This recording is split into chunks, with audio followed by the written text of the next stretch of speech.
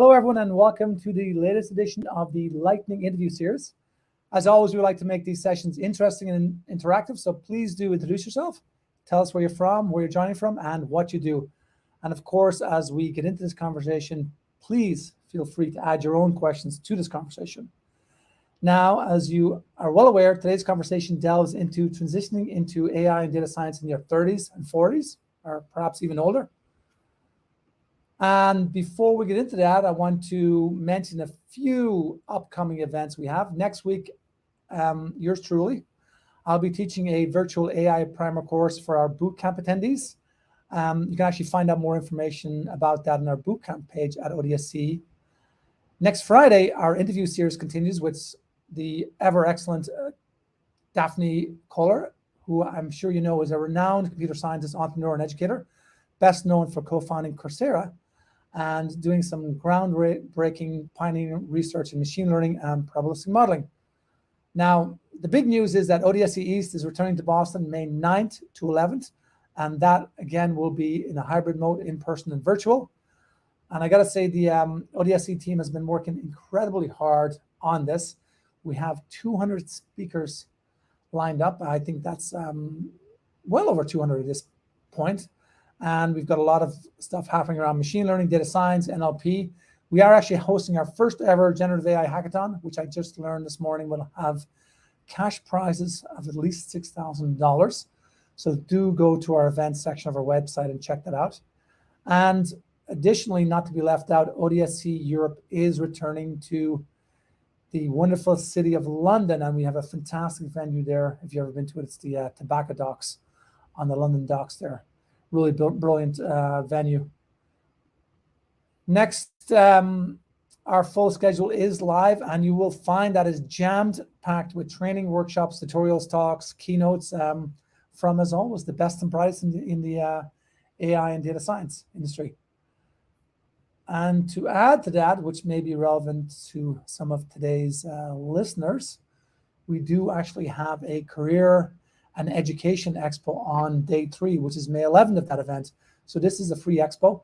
You can sign up on our website. It'll have in-person components, online component as well. But do go check that out if you're in the Boston area or if you're online. And also mention about the Generative AI hackathon. And we will have some very interesting hiring companies there. We'll have some of the top universities in the world if you're interested in pursuing a degree in AI, data analytics, or data science, and other related roles. And saving the best for last, we do have today's guest, Dr. Adam Ross Nelson, will also be a speaker at the ODSC East career track. So if you can come along and check that out, that would be excellent. So let's introduce today's guest, shall we? Now, Dr. Adam Ross Nelson is a data scientist. Adam's interests include teaching and research, and he's an expert in helping professionals make mid or late career transitions into data science and AI. You may know him from the several popular courses he teaches on Udemy. And Adam is also a frequent contributor to a variety of online publications, including Medium. And he has some excellent blogs out there, which I had the pleasure of reading a few days ago. Adam, very interesting, is also a former attorney with a history of working in higher education and teaching at all ages. He has taught at major universities, including Duke University, the University of Wisconsin-Madison, and that's just to name a few. And he does hold a PhD from the University of Wisconsin-Madison in educational leadership and policy analysis. Adam, welcome to the show. Oh, thank you so much for having me. I'm so glad to be here. Thank you also for the introduction. I'm whenever I hear people talking about me, start looking around the room. I say, are they talking about me? Is that me, really? Thanks for having me. Incredibly accomplished, and again, we're honored to host you. And I think this is such a great topic and conversation we're going to have today. And really can't thank you enough for coming on the show and highlighting this topic. So let's start with the question we usually ask. Tell us about your data science journey. How did you get into data science? Sure. Yeah, well, I'm really glad to be here once again. And also in May, I'll be very glad to be there in May as well. My journey into data science, I like to think, was similar to some others. Although the more I say that, the more I realize there's just no standard path into this field. For me, what happened is my friends and family, many of who were working in tech before I was working in tech, who knew about my work, they would hear me talk about my work. You know how it is with friends and family, you talk about your work. And they started saying things like, "You're a data scientist then, aren't you?" And I'll say, "Well, no, I'm not. That's not what HR calls me." And then the coworkers at work and even my boss started referring to me casually, informally around the office. "Oh, Adam's our data scientist." And then I realized, and initially I resisted that. We could probably go into why I resist that. I see that theme and for a lot of other people too. But eventually I sort of relented and I said, okay, this data science thing might be a real career option for me. There's a lot of advantages to data science over some of the other things I had done earlier in my career. A little bit more lucrative, opportunity to learn constantly. As you know, you can't not learn in a constant, ongoing way and be in this type of work. So I went into data science because my career naturally drove me in that direction. I just got good with tech, got good with data, and started doing predictive analytics, and that's where my career led me. Nice. And tell us about some of your earlier projects you worked on, because we were having a conversation earlier about some interesting things you've done. Yeah. On that. Yeah, the one of the very first projects, the one that really sort of changed the conversation with my friends and family that I was telling you about. I at the time was working for a university, and we were very interested in understanding which students might need some additional support, academic support, in order to do well and make sure that they finish. We were looking specifically at first semester students. So students, we wanted to know as early as possible which students might be at risk of not returning in the next fall for academic reasons. So that's a predictive analytics task, right? That's the process. And we got really good at identifying. We had some really good models at identifying some students that might need some extra help. We were able to identify, I think this is a common theme you see in some of the headlines on data science, machine learning, artificial intelligence. We got really good at predicting which students might need help or might even be asking for help, even before, in a sense, in a manner of speaking, before the students knew that they would need some help. And this was one of my favorite, and actually this is a really good beginner project for data scientists in general, if you think about it, because you don't really care as much about those false positives, right? So if you falsely identify or incorrectly identify a student as needing some additional help, what's the harm? You're going to do some additional outreach for academic support. You're going to do some additional outreach for some additional support, and that's not going to harm or hurt anybody. So that was a really great project. And another one, this one's fascinating. So I had the privilege to work for an organization that, I'll spare you the details, but we had basically tens of thousands of college admissions essays. We had access to, I worked for an organization that helped students apply for college. This is why we had access to these essays. So we took topic modeling to those essays. And if you're not familiar with topic modeling, a lot of folks might not know what topic modeling is exactly. Topic modeling is a really powerful technique that can let the computer essentially read the text of an email, of a news article. In this case, we're looking at student essays, and then tell you what the topics are. It's fascinating, right? So we were able to identify what students were talking about over the course of several years. And it became for us a barometer of what was important to students graduating high school. Oh, that's fascinating. Wow. Yeah, it was a fascinating project. And believe it or not, I know you were asking me a little bit about topic modeling because you indicated you have a project. And for anybody who's interested in topic modeling, I recommend Sebastian Rashka's book. Can I show a book here? Is that okay? Absolutely. And Yeah. Sebastian has spoken at ODSC a few times, so you can absolutely give him he's got in this book, Python Machine Learning, he's got a really good chapter, actually a subsection of a chapter that covers topic modeling really well. So if you're interested in topic modeling, take a look at that book. It's a heavy book. So it's something to say it's worth its weight in gold because it's actually quite a heavy book. All right. So your advice to me, Adam, is to go through Sebastian's book again, which I do believe I read quite a few years ago. Not quite a few years ago. When was it? Last year when we were on this topic. But I may have to pick your brain again when you show up at East. And I'm a fan of Sebastian, because he and I both teach at the University of Wisconsin. Oh, there's the connection. That was yeah. Very good. Now, let's see here. So, I want to get into you're an author as well, which I didn't mention in the bio there. But thank you for mentioning. You've got a fascinating career as a data science coach. Also, when did you come to the realization that you wanted to help others in their career in data science? Because I think that was a very selfless decision. Yeah, that was a tough a lot of money. Just be a data scientist, be heads down.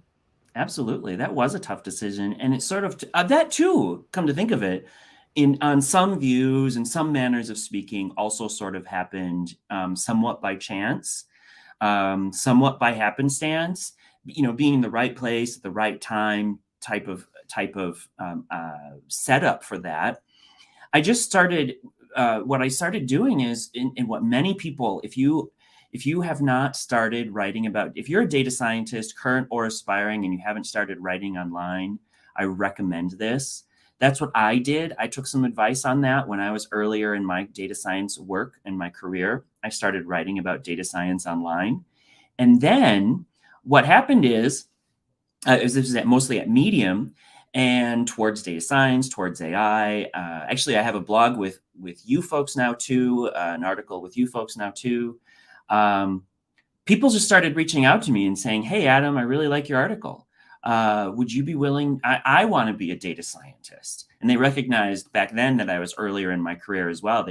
They would say, "Hey, I'd be interested in your insights and your thoughts and your advice on how to make that transition. I want to make a similar transition to you." And so of course I said, yes. I said, I'll help you out.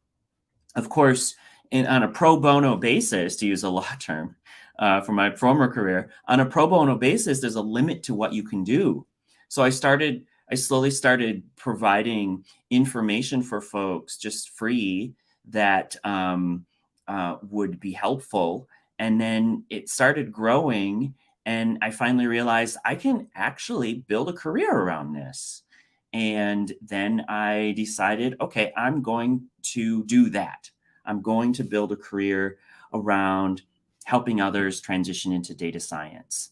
And I have classes. I have a one-on-one coaching model. When I work with clients, I have an unlimited coaching model, and folks work through a very set process in order to get ready to make that transition. That's great, Adam. And we definitely want to touch upon some of those points later on, but let's kind of get into it. So what kind of advice do you have for folks who are either new to the job transition process or don't know how to get started, or anyone who maybe has already put in some work on the transition but feels that the process has stalled for them and is looking to get back into the game? So a lot of kind of points mixed in there. But, this is our topic for today. Yeah. So you're the expert. Let's okay. Hear it. Well, one of the biggest pieces of advice for folks looking to transition into data science, this is important for the transition because in the transition, one of the things you have to show is your capabilities, your skills and your abilities in data science. So maybe you have really good, well, not maybe, if you're a middle-aged career professional, a successful middle-aged career professional, you have a massive history of skills and abilities that will work on your behalf in the job search process, interviews, resume building, that sort of thing. But you also have to demonstrate practical hands-on experience with data science. How do you do that? Distributed data science portfolio, distributed data science portfolio. And if you didn't get it the first few times, I'll just say it again, a distributed data science portfolio. Building, a lot of folks will just call this projects, do projects, and they'll point to Kaggle. I like to be a little bit more systematic about it rather than just point to Kaggle or point to writing articles on Medium. In fact, actually, one of a very popular post on LinkedIn of mine gives a 90-day plan. Actually, I have a checklist, what to do in the first 30 days, what to do in the next 30 days, and what to do in the next 30 days. And it's a checklist. It's literally item by item by item. And a summary, go to LinkedIn, find me on LinkedIn, find that post. It's one of my featured posts. You can download, there's a PDF that goes along with it and a video. But in summary, the first 30 days is about reading, building, and writing. And you're not necessarily worried about sharing the information that you're writing or sharing the projects that you're building in that first 30 days. But those first 30 days are going to be the foundation for the second 30 days. And before I talk about the second 30 days, let me talk about the first 30 days. There's two other things you want to do there, or at least two. You want to introduce yourself or reintroduce yourself to your professional connections. Make sure that your professional connections know you're going to be looking soon, and make sure that they know what you're going to be looking for. And this is, to use the buzzword, this is networking, right? The difference for mid and late career professionals, though, is you already have a network.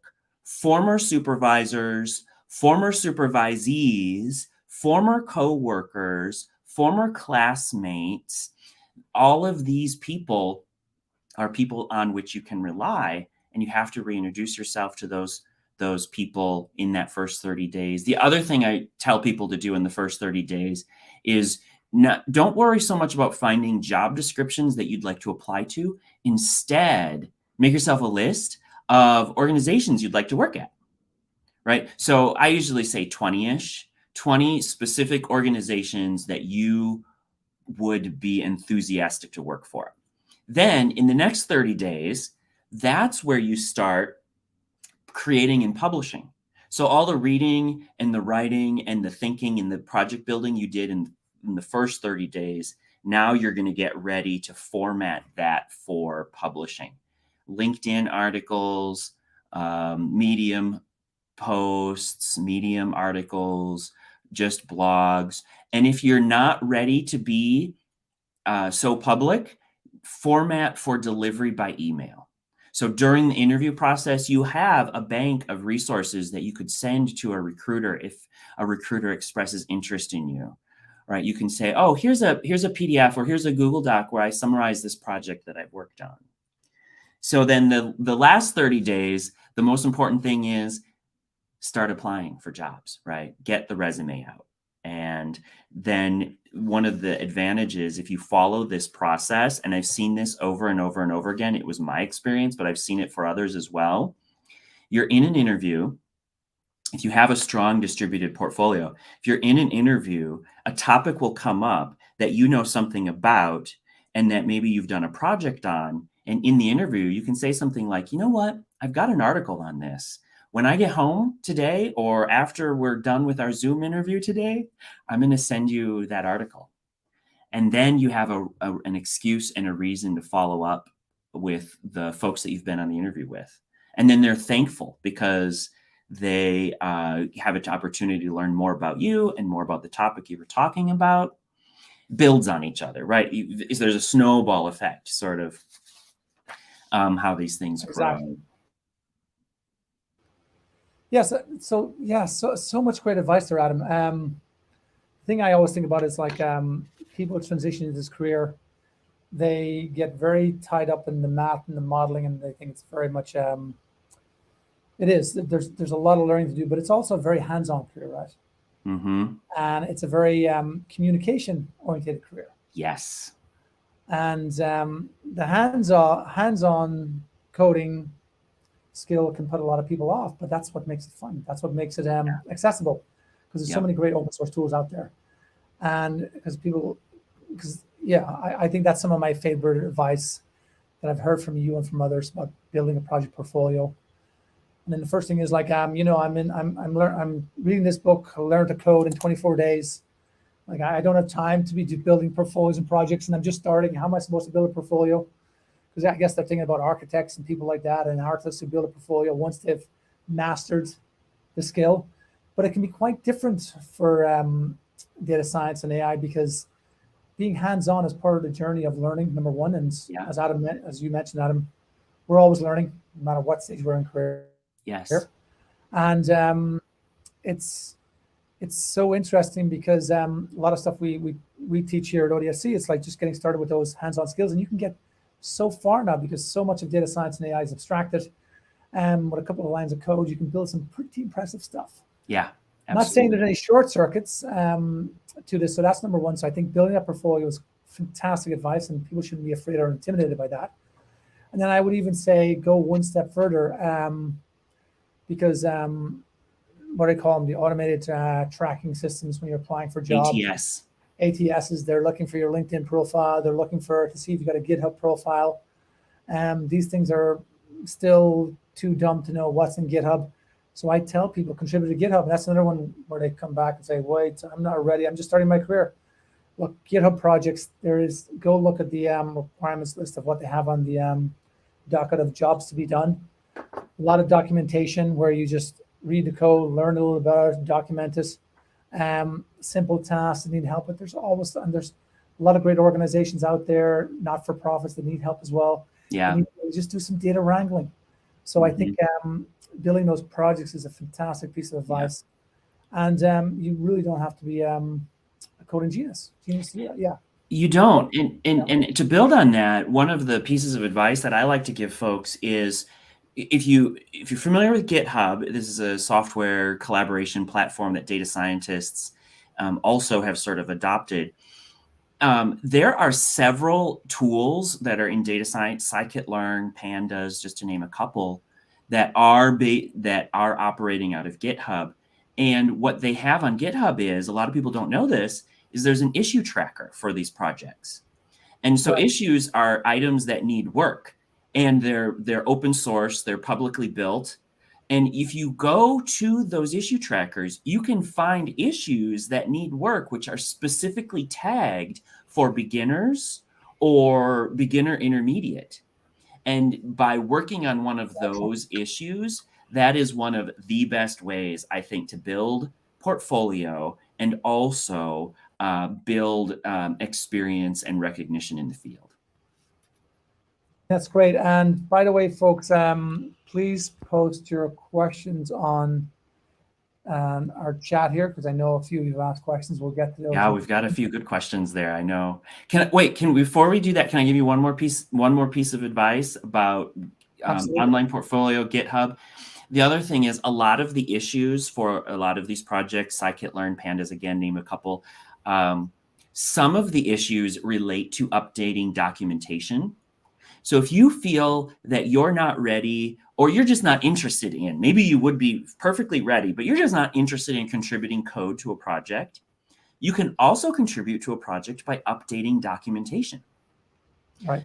And that's a great way, again, to build portfolio, contribute to the community, build your reputation, etc. Yeah, excellent advice, Adam. Excellent. And if we can, so we have our first question there, which I think is a great question from Jay Nicholas. I have a few ideas on this, but Adam, guests are always go first, so I can either tackle that or you can tackle it. Well, Jay Nicholas is asking a question about, and I'm a lawyer too, right? Right. And he's got this question about being an expert witness. You are in a tough spot. I would have to put some thought into this one. You're right. Whatever you publish might be used against you in your deposition. What recruiters do I network to? Yeah, so that's a tough one. Yeah, I think there's a few techniques around here. Maybe I'm getting the question wrong, but I think obviously you can't write about the cases, expert witnessing and that. But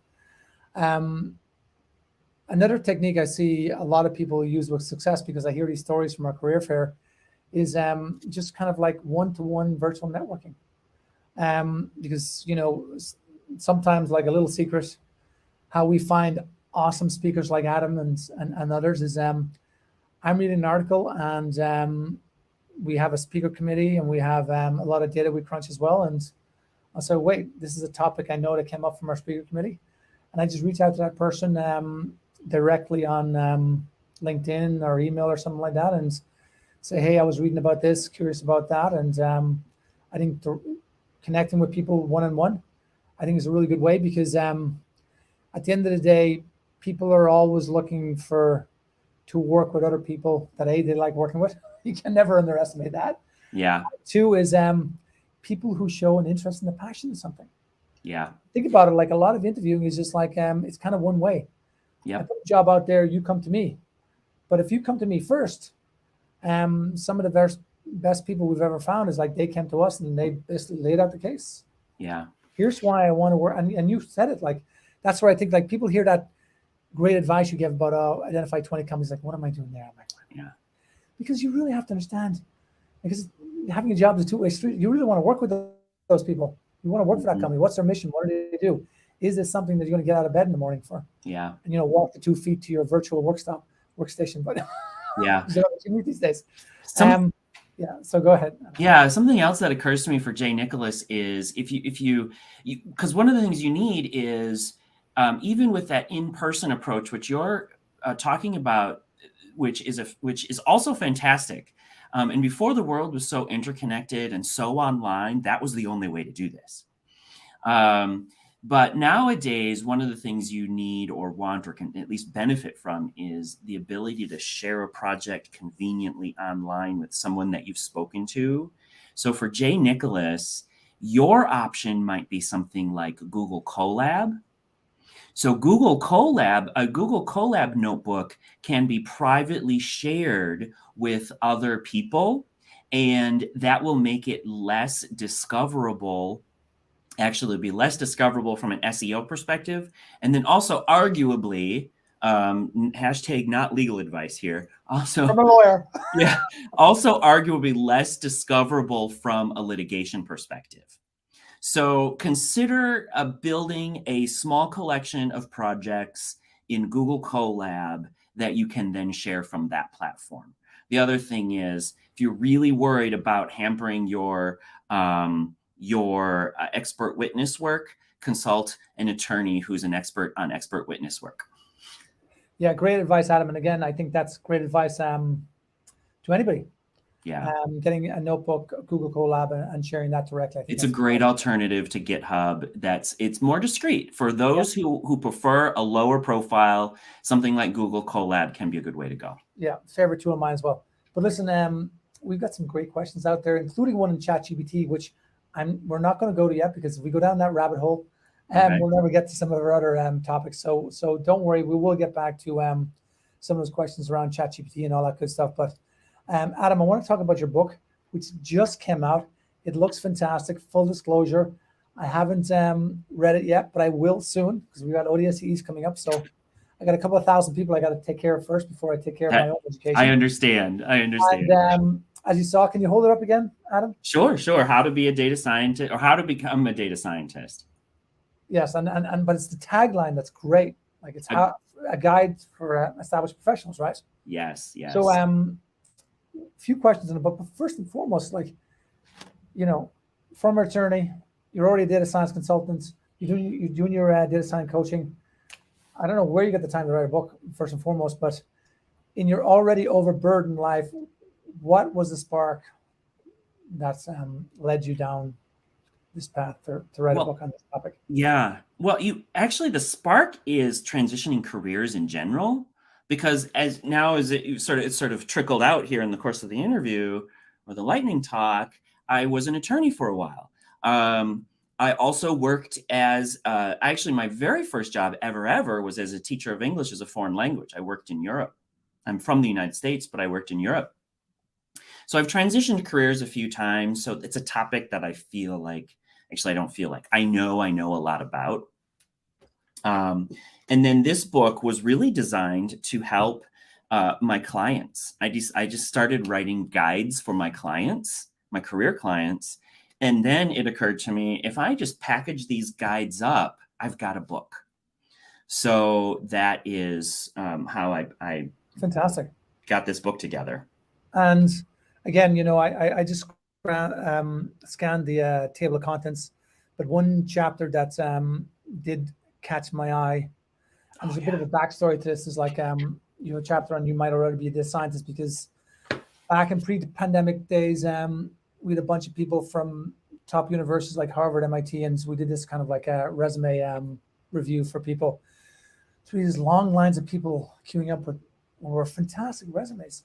Yeah. Some had PhDs, some had just undergrad degrees. A few people had no degrees whatsoever.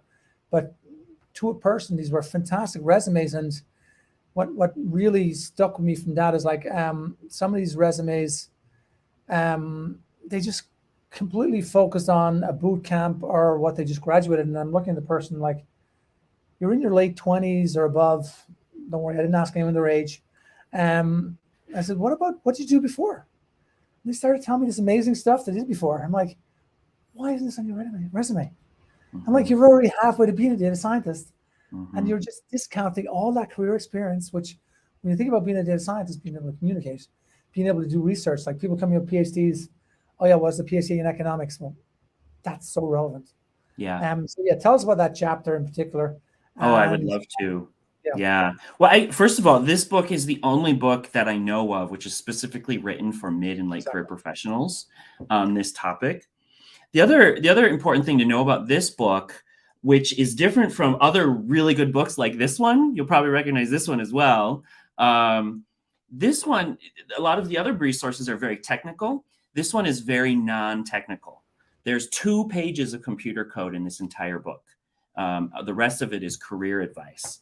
And the chapter you're talking about is chapter 3, called You Might Already Be a Data Scientist. And originally that chapter, in my original notes and my original outline, is this chapter was going to be about the topic of imposter syndrome.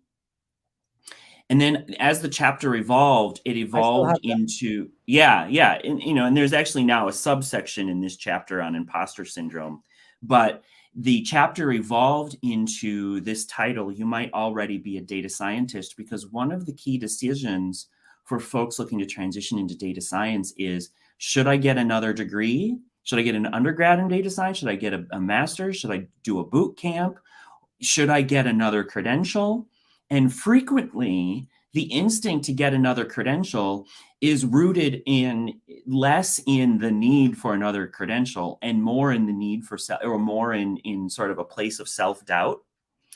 Actually, let me just read a passage. So there's a difference between being a data scientist and earning a living as a data scientist. And there's a similar example. There's a difference between being an athlete and earning a living as an athlete.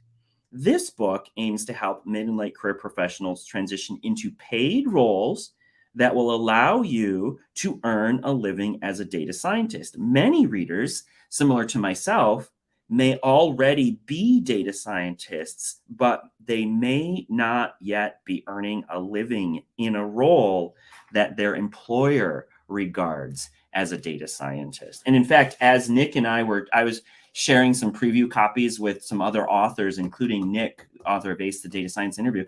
Nick and I chatted a lot about chapter 3. And we were both talking about how this is one of the biggest challenges of our work, is convincing folks who have the skills to be a data scientist, but are not yet calling themselves data scientists, and very well should be. So that's one of my favorite chapters. Oh, another thing is, this chapter is a really good follow-up to the previous chapter. And in the previous chapter, I introduced readers to who I believe the first data science in the world was. And actually, let me just ask you, because you haven't read the book yet. No. If you were to just name the first data scientist or some of the early data scientists, what are the names that come to your mind? DJ Patel? Okay. Now that I have to look that one up myself. Wait. I'll go back further because I do know, like, I don't know, Tom Davenport's more data analyst, so no, but definitely Kirk Bourne. Okay. I want to go earlier. I want to go to the early mid Alan Turing? 1800s. No, Oh, really. wow. I want to go to the early mid 1800s to a woman named Ada Lovelace. She is often credited as being the first ever to write a computer algorithm. But if you read her journals, and I think I have a passage, let me just see if I can find it. If you read her journals, she was writing about data science. She was writing about data science in the early mid 1800s. And she was in, therefore, in my mind, the world's first data scientist. But she didn't call herself a data scientist. And her boss, her employer, didn't call her a data scientist, but she was a data scientist. I found it. Let me read it. Excellent In point. her notes, she wrote, like a data scientist, saying, suppose, for instance, the fundamental relations of pitch sounds in the science of harmony and of musical composition were susceptible of such expression and adaptations, the analytical engine, the computer, might compose elaborate and scientific pieces of music of any degree of complexity and extent. That's data science talk from the 1800s. Wow, that's fascinating. Adam, I have a new idea. We're going to create an ODSC East trivia night, and you're going to be the quiz master. Can I be the host? That's what I said. You're the quiz master, man. All right. So, and look, going back to your earlier guidance, I know we're going through this. We're covering a lot of ground here, but again, I can't tell you enough how it's great to hear this, because I've been doing machine learning, data science, and prior to that for a number of years, but that's the number one question I always get, which you brought up first. It's like, should I have a boot camp? Should I get another credential? Should I do a 4-degree course? And the answer is it's individual, right? Yeah, very individual. Very individual answer. And I do same problem. I, like a lot of other people, tended to chase credentials during my career, and it was because of that imposter syndrome. Like, I have to get to a certain level. So I think number one, that's fantastic advice and worth the purchasing that book, because I can tell when people have a number of conversations with me, they're like, I'm gonna do an expensive program, and they're still at the end of it, they think that, well, I'm gonna go get a 2 years master's and spend a couple of $100,000, and then at the end of it I'll figure out. I'm like, no, you really haven't answered your question yourself yet. Yeah. So I think that's worth the list price in the book. Thank you. Indeed. Thank you. And yeah, another favorite one. I was just teaching one of our bootcamp primer courses. No, I was doing the orientation on Wednesday, and someone was asking a similar question. When do I become a data scientist? And like, if you decide today you're a data scientist, then there you are. You're a data scientist. I agree with you on that. Yeah. Don't let anyone tell you not. Yeah. Just because you're not making money from it. Yeah. But if you decide it's something you're passionate about and you want to be a citizen data scientist, whatever you call it, then go do it. Don't let anyone stop you. Thank you. Thank you so much. Can I need to take your words and make a video out of it, because I need people to hear this message. Yeah. And look, did the same myself. I had a very varied career in tech, out of tech, as a business person and all that stuff. And I've always, like a lot of people, just pursued a passion like you have.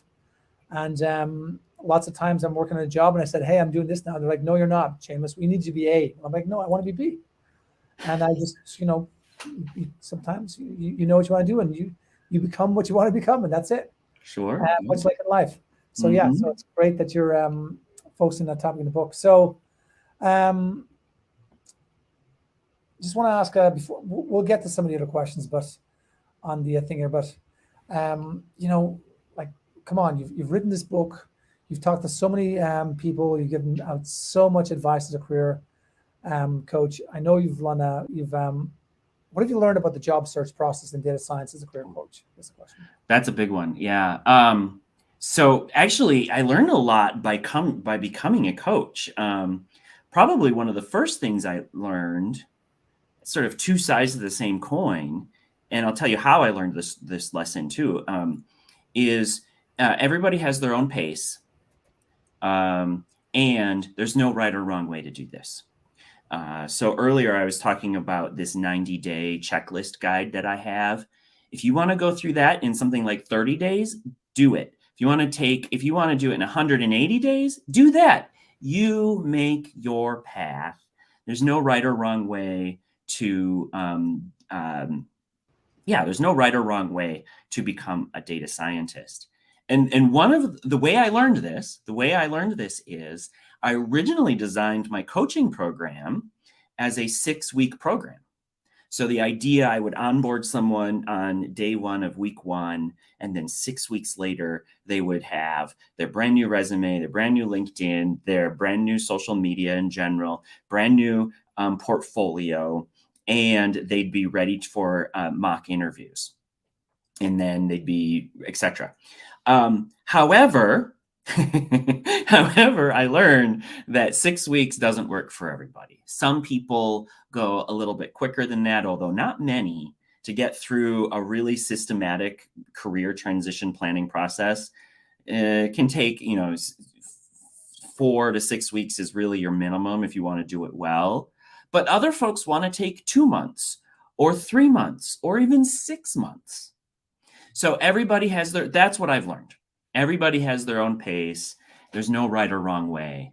There's no right or wrong way to do this. No, that's a really good point, Adam. So let's get into got a lot of questions waiting for you. Love this here. one. So let's get into a few. I'll definitely let you go first in this one because okay. I can definitely go on a rant on this one. I think it's a great question. So give us your futuristic view. I always like to say we're in the industry of predictions, but you never want to make predictions. But anyway. Yeah. Well, disclaimer. Yeah, this is, actually the topic I'm talking about at the Career Expo in May at ODSC is this topic. It's titled differently. And wait, let me read it aloud for anyone who might not have video. But it says, it's from Brent. It says, hi, I'm a CS student. I find ChatGPT can replace everything my university can provide more or less for free. I don't think that's exaggerated. What's your take on how data science education can leverage generative AI? What's your futuristic view on the future of education? Okay, I actually propose a slightly different question, which may be just as good and also just as important. It's what can we do now that generative AI is here? Especially what can you do for your career? And the talk that I'm giving in May, I can do a little preview, at least it's very, very high level preview, is how can individual contributors establish themselves as leaders in an organization? How can data science individual contributors establish themselves as leaders in an organization? Because Brent's comment is true. ChatGPT is probably a better coder than many first, second, or even third year CS students on many views, on some views and on many views. My favorite meme that goes around is where I think it's Will Smith talking to the robot, and Will Smith says to the robot, can you generate code without copying it from online? And the robot says back to Will Smith, can you? And of course, Will Smith is crying in the follow-up picture, because that's what we all do. We're all leveraging the work from other people to derive new projects. So that's my response to Brent. We need to find ways. To continue staying valuable and relevant that ChatGPT can't threaten. And my whole session in May is on that topic. Well, I'm definitely going to be sitting in on that. Yeah, so what can I say about this without saying too much or embarrassing myself? But I'll try and hold back here. Yeah, because somebody did say to me the other day, it's like, you know what, that's it. I'm out of this career because ChatGPT is going to do everything. So why do I need to become a coder? Why do I need to learn data science? Yeah. I'm like, oh my Lord, where do I start? Yeah, so at the end of the day, like, I think it's hilarious, especially when you read everyone like the AGIs and everything is like, my first take is at the end of the day, study data science and study AI, because at least it'll help you just relax a bit and just don't worry. We're nowhere near AGI, artificial general intelligence, yet, number one. ChatGPT is an amazing tool, and generative AI is amazing. If you haven't seen the latest thing now is text to video, where you type in some text and it'll It's create a video. incredible. If you haven't seen, I think it was the Pope stealing spaghetti from Snoop Dogg. Oh gosh. Snoop Dogg was a bishop. Yeah, hilarious. But anyway, that aside, these are brilliant tools and techniques. But at the end of the day, they're deep learning, they're NLP, transfer learning. There's some stuff we've been talking about ODSC for the last 6 years at other conferences. People in the open source community have been contributing this, and it's just building on top of all this. At the end of the day, ChatGPT is just statistical pattern recognition. When you learn about LSTMs and NLP, it's very, very good and very clever statistical pattern recognition, number one. So once you realize that, you can kind of step back a bit. Second of all, it does not preclude from learning anything. Like a lot of people coming to me now is like, I just did a Python coding course. Why do I need to learn Python if Code Whisperer and other tools like that can learn? You can make a bigger mistake. Like you have to understand what these things generate. It's kind of like back 10 years ago, if you were doing gradient descent, or 15 years ago and things like that, there wasn't scikit-learn, then there wasn't PyTorch, you had to code all that stuff yourself. But now the problem is these tools extracted to a certain level do a great job in that. But if you can't explain the output of the models, and if you don't understand the output, and God forbid you're pushing these models on people without understanding them, you're in big trouble. And that's the same with ChatGPT. Like one of the best jobs out there I hear right now is what's called a prompt engineer. Yeah. There was an article in Bloomberg, it's a 325,000 role. And people are like, well, it's a little white box. How hard can this job be? Yeah. It's not that simple. Yeah. I started keeping an eye on job descriptions that reference ChatGPT. And the very first job description, I started watching it back in like December. The very first job description popped up in mid-January. And it was a prompt engineer job. So and that's exactly it. Because I think George on our writing team just ran a story about Goldman Sachs a couple of weeks ago, published a report saying it's going to affect 3 million jobs. It's always the same. Every time there's a new technology announced, it's time to light up the torches, pull out the pitchfork, march in the citadel. Let's burn something to the ground. Yeah.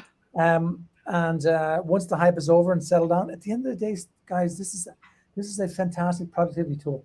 Sure, you can use it to cheat, take the bar exam, and you can do like any technology, you can do nefarious things with it. And that's why we have things like tracks around responsible AI, machine learning for good, AI for good, and teach people to use this responsibly. We also do tracks around, machine learning safety. We do that at ODSC as well. So, yeah, I think there's a lot there. And then to kind of address the last part of the question, like what's your take on how data science education can leverage generative AI? Yeah, I think, look, at the end of the day, I tell my team, because some companies ban tools for that, I tell my team, like, imagine you have an expert sitting beside you, and every now and again they take drugs, so they start hallucinating, and they sound convinced like this is really true. So you have to understand generative AI. Yeah. They hallucinate.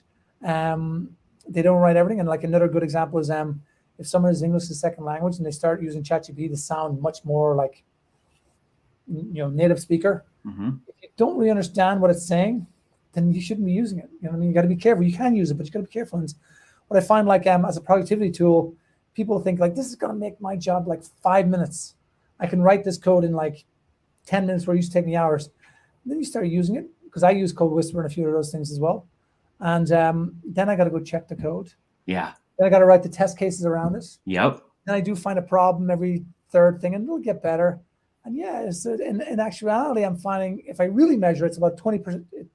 I thought it would be 50% for writing code, but it's more like 20%. Mm-hmm. So in education, I think it can be a really good tool as being an expert, but you got to cross-reference. So I think it's yet another tool that you need to use to be productive. But it's not a silver bullet. No, it's not. So, yeah. And it's exciting because trust me, there's going to be more roles created here from this, right? Yeah. Like if you think about when these agents came along, these question and answer agents like Alexa and Google Home, like whole new divisions were created and things like that. Mm-hmm. So let's go to another question here. Sorry, I'm just looking for these questions here. Harini asked a question, do we always have to work on new projects to showcase on a resume? Yeah, like building in projects is work. We lead busy lives. Do we really have to do that? What's your take on that, Adam? You have to balance. You absolutely have to balance.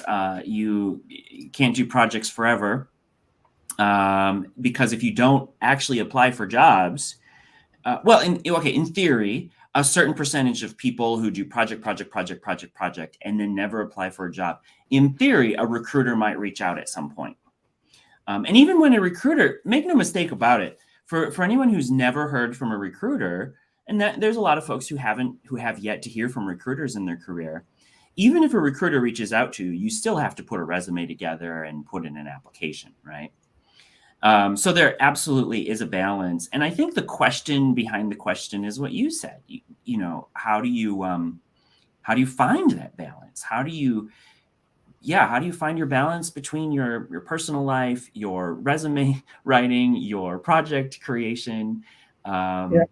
And one of the pieces of advice, actually, I'll be interested in your insights too. One of my pieces of advice is use the sawdust. So to take it back to a question we had earlier, if you do a boot camp or you do a degree or even you do a mini course, which I think are great options, depending on all of the circumstances, make sure you take the outputs from that boot camp, from that mini course, from that degree, take those outputs, rework them and convert them into projects and portfolio entries so you can maximize your efficiency. I was just going to say the same thing. Tell you, Adam, no. I'm going to steal that line. Use the sawdust. I've never heard that before. That's use the sawdust. Yep, it's a good engineering term. Yeah. So no, that's always one of my favorite pieces of advice as well. It's like as you learn, write up your notes. Because when I used to be doing engineering, especially more difficult stuff, I would find like writing down what I was learning was very useful, and then turning that into a blog. Yeah. So absolutely, that's a little productivity trick. And then the second thing in the project too was like to that last person who asked the question, don't feel like you have to have portfolio can be intimidating, right? Portfolio, is it 2, 3, 5 projects? Like even if you do one project, do it well and then keep coming back and add into it. Yes. That's impressive, because at the end of the day, a lot of people are just scanners. They scan your GitHub account. They're not going to read every line of your code. They scan your project. They see a few nice visualizations. They see some, okay, this is along the lines of what we're looking for. Yep. Right. So don't feel like you have to overdo it either. Yeah, absolutely. I have a whole chapter on, by the way, on organizing your GitHub profile and optimizing it for the job search. There's some nooks and crannies in GitHub that this book will help you through. So there's another really good plug for the book, I think, but a meaningful one that really just packs more value, shows how there's plenty of value there. Another question here from A London, which you can see on your screen there, Adam. How much do credentials like degrees or certs help to get the first job in data science? I think it can help, don't you? I do, but I have a few opinions, but I'd like to hear yours. No, I think your opinions might be similar to my opinions. Like, and I think they can help. They're not necessary, right? Especially for mid and late career professionals.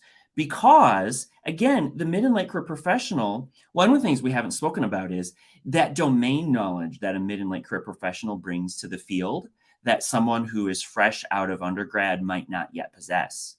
And the mid and late career professional who diligently techs up on their own without the assistance of a certification or without the assistance of a boot camp, then combines their tech up with their domain knowledge can make that transition. So they're helpful, they're not necessary. Exactly, I agree 1,000% with that. I definitely think some people overdo it. Yeah. But yeah, I guess a couple of thoughts on that. Number one is I think boot camps and certification are great to showing a path, right?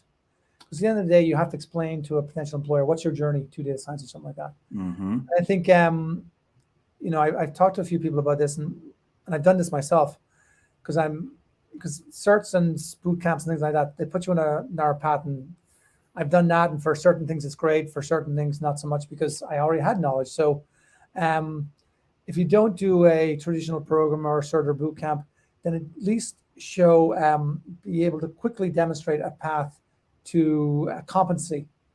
And a great way of doing that is like if you're very active in GitHub and you're out there writing stuff and stuff like that, no one's going to question your competency, right?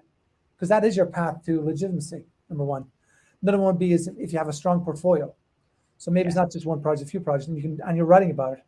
Then your path to legitimacy is your blogging, is talking at meetups, is your portfolio.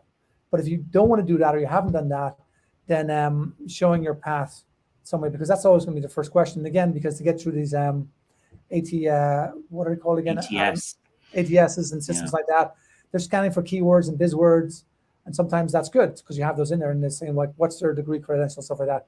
That's why it's somewhat better off that you reach out to someone directly, as opposed to going through getting around that gatekeeping system. So that's one view I have in it. Secondly, you have to figure this out for yourself, because everyone is like, you can't give general advice and something like that. Like, I think that's great about what you do, Adam, because I think you're going to look at a person, look at their experience, sit down with them and say, look, and I think a service like this is fantastic. It's like, if I play tennis, I play golf, I go skiing, it doesn't matter how good you are, taking a few hours to go, no matter where you are in your career, from a profession like yourself, always helps tremendously. Like, I know people kind of hold back from investing in that, and I'm not plugging you, Adam.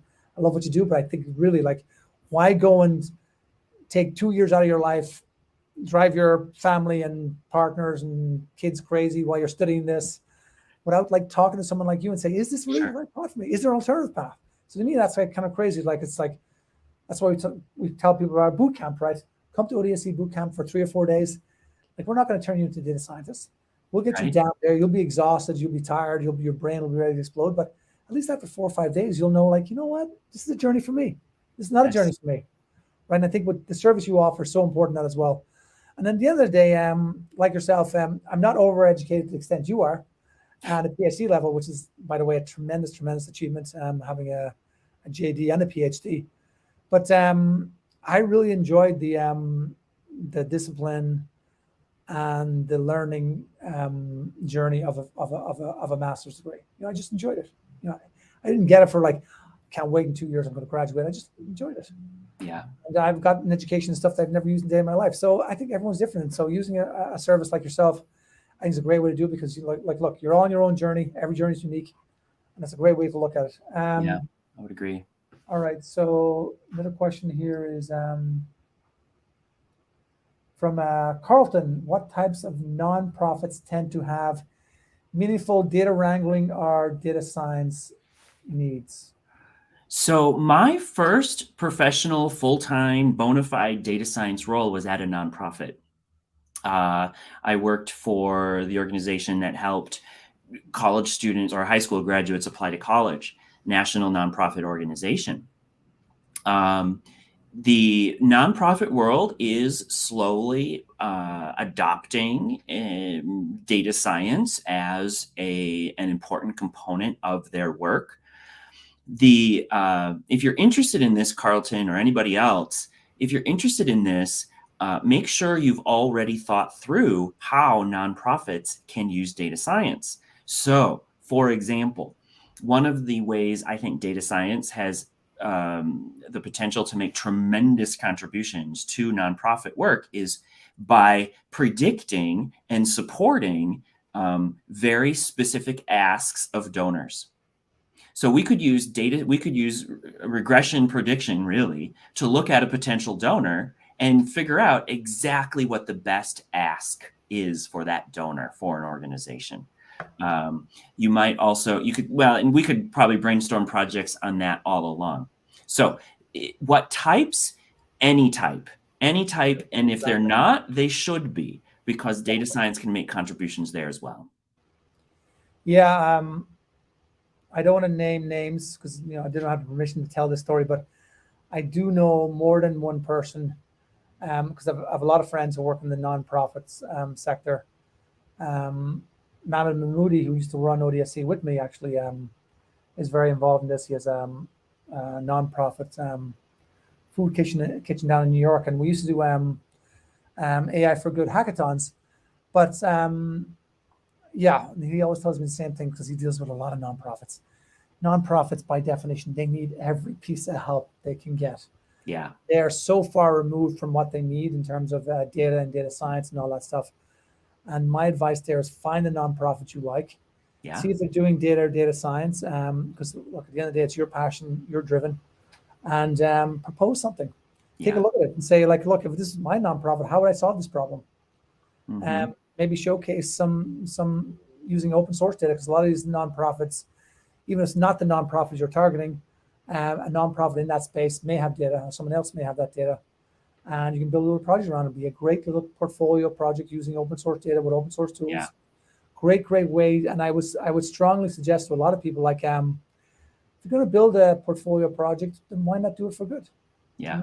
It's the other thing about nonprofit is, for anyone who's in a leadership role at a nonprofit or working at a nonprofit, one of the really reasons nonprofit is an exciting, fertile place for data science is many of the data science software platform and hardware providers want to give resources to nonprofits. So if nonprofits are willing to make the human resource investment, the AWSs, the Google Clouds, the Microsoft Azures of the world are willing to support you with additional resources for very low cost, or sometimes no cost. So that's something to keep in mind as well. And Debolina has a question here. Debolina's in San Diego. All right. Sunny San Diego, pursuing a master's in machine learning and data science at UC San Diego. Fantastic. Is GitHub the best choice for data science portfolio? Ooh, great question. Okay, let me clarify something here. Actually, GitHub, I can't find it. I read an article on GitHub. I'm pretty sure it was on a webpage on GitHub. They were actually where they explicitly, I need to find this article. If anybody knows the article I'm talking about, message me with this article. But it was an article from GitHub, or somebody at GitHub, or somebody did an interview for someone at Forbes or something like that from GitHub, where they explicitly advised against using GitHub as a portfolio for data science folks or coding folk. And what I advise is GitHub, and the way I talk about it in the book here, in the chapter on GitHub in the book, use GitHub as your backend. So when you write an article about whatever prediction algorithm, and you want to talk in your article about the data, you can then link back to the data you used on GitHub. And that way other people can replicate your work. Plus, then your GitHub repo can link out to the article. They can cross-reference each other. And then the combined sum is greater than the individual components. I'm getting the saying wrong. So that's how you should use GitHub. Use GitHub as your backend. Yeah, great advice, Adam. But why did that article say not to use GitHub? I'm curious as to the reason. Well, they said, and they made a really good point. I wish I could find this article. They made a really good point. We're not optimized to be a portfolio. We're optimized to be a software collaboration. Oh, yeah. I get that. Right? That makes sense. Yeah. So they said we're not really the best place to go for portfolio. But many people have adapted GitHub for portfolio work, and I believe it's a great backend for other platforms that can link back to. Yeah, and I'm pretty agnostic about that. I use Bitbucket a lot, as long as it's an open shared repository. Yes. And you want to share that data. That's great. And I think, and that just brings me to another point, because oh my gosh, my code's on GitHub. The whole world's looking at it. Everyone can tell that I'm a crap programmer. This is where I love data visualization, because lots of portfolio projects, and I should have mentioned this earlier, you don't have to actually show the whole notebook or the whole code.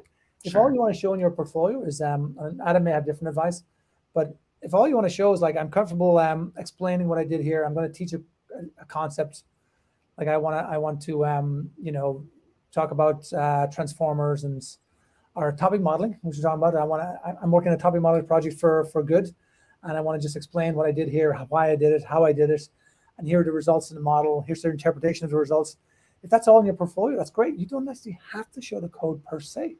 I agree. Definitely help, but yeah, don't let it be. This goes back to there's no right or wrong way to do this. Yeah. You decide what you make available online and how. And this goes back to the question we had earlier about the professional engineer who sometimes does expert witness testimony, right? Yeah. You can do something that's a little bit more discreet or closer hold. Let's point back to, for anybody maybe joined late, let's also point back to Google Colab as a great platform that can let you share your work. Yeah, that's actually for the courses I'm doing now. I'm just sharing a Google Drive with all the notebooks in it, so they just click on it and it goes right to Colab. Yeah, Drive. That's an excellent way to go. So another question here. Do you want to read that one off, Adam? Sure. A fresher in computational linguistics, students with bachelor's in mathematics and master's in general linguistics. How can I improve my programming? I mean, how can I find a project in NLP and do small projects in my early stages? Okay, so I'm going to point you back in case you weren't online when I pointed to this book. This book has some really good NLP resources. It's Sebastian Rashka's book on NLP. I'd also maybe I could do a preview. This will be a preview mention of a book that I have coming out in September. I have I have two, I can't remember the outline exactly now. It sort of blurs together. There's at least 2 chapters which touch on NLP and specifically sentiment analysis. And then my final piece of advice, I don't remember if I mentioned this one in this book or not. I have to refresh myself on that. So this might be over and above the book. My final piece of advice for people who are interested in NLP, all 3, Google Cloud, Microsoft Azure, and AWS have NLP tutorials, which are specifically designed to use their platforms and their tools. They're easy to find. You can Google for them. Actually, I think they are in the book now that I mentioned in the back of the book. Go find those tutorials, work through all 3 of them, turn your results into portfolio entries, and you will have 3 really good NLP projects. Those tutorials from those 3 platforms are excellent tutorials as far as tutorials go. Yeah, I think that's great advice. And sometimes there's just so much stuff out there, it's impossible to know where to start, which I think this question is like. NLP has always been my favorite topic in data science because before I even put a label, before I became a data scientist, I was working in quant finance, and Bloomberg had just started tagging stories and tagging symbols. And we were using very simple bag of words. It was actually a consultancy gig I was doing, bag of words models on doing some NLP projects. And look, every company is NLP. And of the open source corpus out there, NLP is so much there. If you look at it's on AI Plus, it's a free course, data primer. I go through a ton of open source repositories that have NLP. Amazon's got open source, Wikipedia's got it, of course. I mean, you can go into Wikipedia and search for open source repos, and you'll find tons of data. But the main reason that NLP is one of my favorite topics is every problem I have, it tends to be an NLP problem. So a lot of stuff we do for another kind of roles I have at other companies, we're using NLP to solve certain problems. I was just talking to Adam before we came on about topic modeling, which is an NLP project. There's a specific problem I'm trying to solve there. When we're dealing with ODSC and we're trying to figure out what skills or what we should have in our program, we're using topic modeling there in NLP to figure out who's hiring for, and that's why we're always saying that this is fantastic. Communication skills are so important. Yeah. Because everyone's asking whether you're a data engineer or data scientist, communication skills. That's why we know that SQL is the number 2 skill. Never trust a data scientist who doesn't know SQL, because we're not just making this stuff up. We literally look at tens of thousands of job descriptions that are publicly posted, and we use NLP to do that. So I think a piece of advice here is take something you're passionate about, a hobby or anything, and figure out there's an NLP component of that and build it. Yeah. And don't do a toy project, but figure out a hard problem and see how you can use NLP to solve it. And that's the best way to get experience is put your hand to the fire, so to speak. Then we have another question here from a LinkedIn user. I'm currently doing a conversational I'm not Conversion. sure what a conversion masters is. Is that a special program to Yeah, transition? I was going to do one of these in the, you can tell from my accent from Ireland originally. I was going to do another law thing and transitional masters into law from engineering. So Okay. yeah, so in UK, Ireland, and other European countries, they have these conversion masters where, yeah. So the backstory here is in certain countries, their education things like if you want to do a master's in engineering, you have to have an undergrad in engineering. So they have these conversion Oh, get it. masters. Okay. I get that. So I love how this person is planning ahead, thinking about what dissertation topics to do that will be in demand. It's hard to imagine a topic in data science that won't be in demand somewhere. Yeah. So my piece of, I'm going to think about this, and maybe before we go, we can circle back to it. But my first thought here is I'm so glad you're planning ahead. Pick a project that you will have lots of sawdust. Pick a dissertation topic that's going to generate tons of sawdust. Maybe there's data sets. Maybe there's new corpus. Maybe there's a new method. Maybe there's some modular code. Lots of sawdust that then you can repurpose as portfolio projects. And then also you can repurpose when you go to an employer and say, by the way, I have this bank of technology. I have this bank of this coding. I have this bank of code that I can bring with me and now put for your benefit too. Yeah, I have a lot of thoughts on this as well. But I'm always wary of giving people advice, and then my worst fear is they'll actually follow it. Yeah. So with that disclaimer out of the way, I think it's always great to think at a very high abstract level. And one of the things we've focused on at ODSC for the last couple of years was AI for good, data science for good. And that kind of evolved into the field now of AI and machine learning safety. And whether you believe that AI is going to be this benevolent beast and nothing bad will ever come from it, please don't hold that view. Or if you're more of a realist, and yes, there's going to be pros and cons like any technology. But AI safety, machine learning safety is a fascinating topic. So at the very least, scratch the surface on this, because it doesn't matter if it was 5 years ago or 50 years from now, safety and fairness and all those topics in machine learning, the perennial, they're never going to go away. Those issues are going to become more interesting, more complex. I don't want to make predictions, but I cannot envision 6 months from now, 6 years from now, 60 years from now, where AI, machine learning safety, any kind of safety is not going to be important. I like this suggestion. I'm going to make a note. One area. I'm going One to area to look at, yeah. Yeah.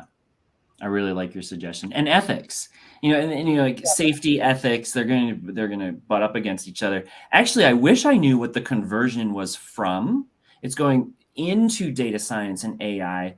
The other really smart thing to do is leverage your existing degree, even if it's in humanities or even if it's in something that feels unrelated to data science.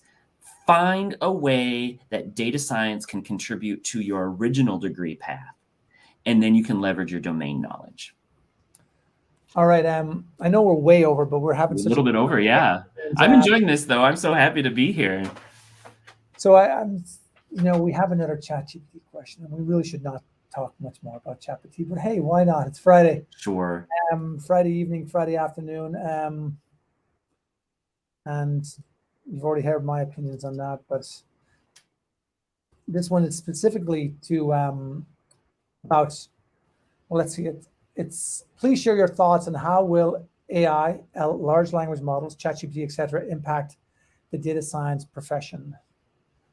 Adam, you want to go first? Sure, I can go first. Yeah, this relates to the similar question we had earlier, and I realized I didn't get a chance to elaborate on exactly what I think this. Well, there's going to be many solutions to this, right? So ChatGPT, large language models are going to impact the data science profession. Some of these impacts are going to feel really positive. Some of them are not going to feel so positive. And so one of the things that I'm troubling myself with right now is, for those that don't feel so positive, how can data scientists maintain their value, their relevance, in a world where generative AI can do a lot of the things that we used to do and only we could used to do. And the session that is coming up in May is specifically, again, this is one of many potential solutions. The session in May is going to be how data scientists, individual contributors specifically, can contribute to data culture at the organization. And one of the things that's data culture is so hard to talk about is data culture doesn't go on the balance sheet. It doesn't show up as an asset or a liability or a revenue. It's not in the P&L statement. So a lot of the times data culture gets sidelined over other topics like data infrastructure, because infrastructure goes onto your balance sheet and shows up on the cash flow analysis and the profit and loss statements, et cetera. So how do you make data culture something that's more tangible? I'll talk about how you make data culture more tangible in that session. And then also I'm going to emphasize how individual contributors can make influences on data culture at an organization, data science individual contributors, because if you think about it, it's typically leadership and the management's role to manage culture at an organization, right? But I intend to bring several specific tactics, pieces of practical advice on how individual contributors can do that as well. So that's my thought on this question. Tough question. It's a tough question. Yeah. So here we go again. So again, back to back to that person who was like, why should I bother being a data scientist now? Because ChatGPT is going to do everything. It's no, like, okay, so let me break it down into some real practical advice here, and think about this in a little more organized fashion.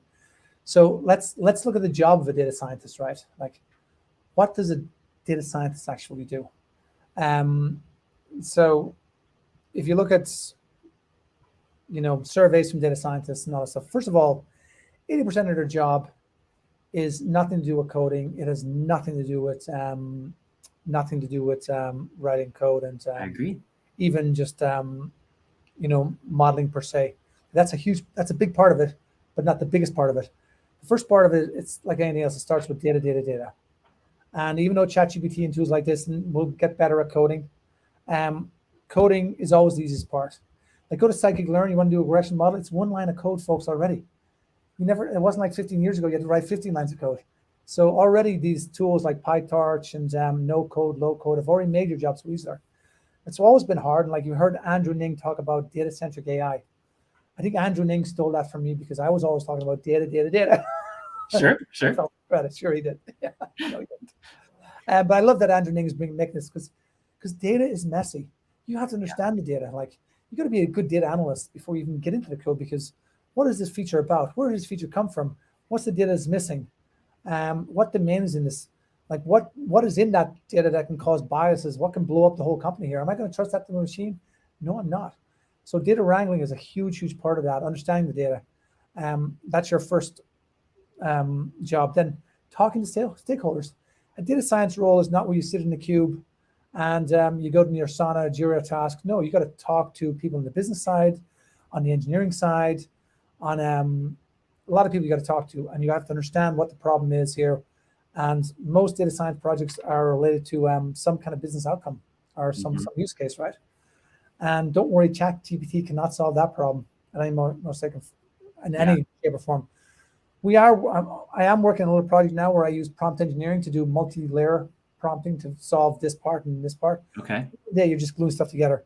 And then think about, again, okay, so instead of writing a couple of lines of code to run your model, now ChatGPT can do it for you. as mentioned, you still have to test that. But the most important thing in data science is you have to understand the methodology and the math behind it and the outcomes and the false positives and the false negatives and why what's the area under the curve and why is it giving you this accuracy? Because as AI becomes more prevalent towards in a company and more strategically important, it's the stakes are higher. It cannot make mistakes. And using tools like ChatGPT and putting that into your workflow is going to introduce more risks into your company, which means you're going to have more data scientists doing more controls. That's a good point. And then the last mile is like data science is about communication. Explaining your models. Making sure there's no grenades hidden in your models. No one's going to ask ChatGPT, so how did the model work? Are you sure this is going to work? Is there any problems with this? No. They need data science for this. So a lot of people are trying to figure this problem out, but if you're just starting your transition into data science, you're finishing up a degree, do not be afraid of this. This is just a tool. It's a productivity tool. It's great for writing interview questions. It's great for prepping for your interview. It's great for explaining, like I'm doing a little project. I was talking about Adam on topic modeling. What are the top libraries out there? What about LDA versus matrix vectorization? It's just one other source of knowledge, as opposed to books and things like that. So it's, and I even think the word impact is too strong a word. I think how's it going to change? It's going to change for sure. Influence might be a good word. Yeah, and it's going to be another tool that you're going to use. And it's like, look at the stack of tools you already have to learn. Like look at the data science unicorn resume, we say. Programming languages, math you need to know, frameworks you need to know, build a portfolio, visualizations. Now, hey, do you know how to use generative AI? It's one more thing into the mix. It's not replacing any of that other stuff. Trust me, it's not going to. I've got to tell you this communication story. So one day, as a data scientist, one day I was giving a presentation at like a brown bag for the entire organization was invited. A lot of people were there, and I was showing the results of a predictive model that used logistic regression. A day or two later, someone came up to me in the hallway at work and said, and they were at the presentation. They said, Adam, when do you think we're going to start using data science and machine learning here at the organization? And I had literally just days before given a presentation on how we were using data science and machine learning. It was a communications issue. It was I own that communications failure fully. I was using, actually I have a couple articles on this. I thought the precise scientific technical terms, because I thought that would demystify the work and make it easier to understand. Instead, in that presentation, I probably should have said, we use this data science model. My audience was expecting data science. They didn't know what logistic regression was. Exactly. So that's an example of how important communication is and how subtle it is and how easy it is to just not do it right. Exactly. No, that's such a good point, and I've got so many stories about that as well. But we do need to wrap this up. And okay, we can wrap up. Yeah. Yeah, and just one final piece, because I know we went into the ChatGPT thing a little bit there, but at the end of the day, like I